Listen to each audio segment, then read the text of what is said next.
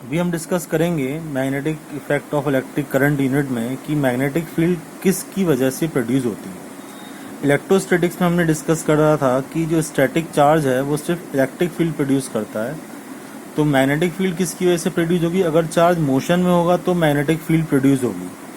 तो static charge produce only electric field while the moving charge produce electric as well as magnetic field. Charge अगर motion में है तो वो electric field भी प्रोड्यूस करेगा और मैग्नेटिक फील्ड भी प्रोड्यूस करेगा। अब मैग्नेटिक फील्ड क्या होती है? What is the magnetic field? तो मैग्नेटिक फील्ड अगर हम कोई मैग्नेट रखें तो वो एक पर्टिकुलर रीजन में ही किसी दूसरे मैग्नेट पर फोर्स अप्लाई करेगी, तो वो पर्टिकुलर जो रीजन है वो उस मैग्नेट का क्या कहलाएगा? मैग्नेटिक फील्ड कहलाएगा। मतलब जितने एरिया में कोई भी मैग्नेट दूसरे मैग्नेट पर फोर्स अप्लाई करती है वो पर्टिकुलर एरिया क्या कहलाता है?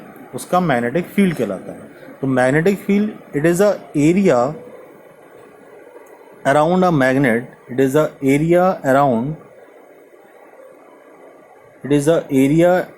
a magnet in which it apply the force onto the another magnet or to the specific metal is called magnetic field. और दूसरी डेफिनेशन क्या हो सकती है? There exists a vector force field in surrounding of a magnet is called magnetic field. क्योंकि magnet क्या है? Force apply करती है। फोर्स किस टाइप की क्वांटिटी है? वेक्टर क्वांटिटी है, इसलिए हम इसको बोल देते हैं vector force field. The magnetic field is a vector quantity.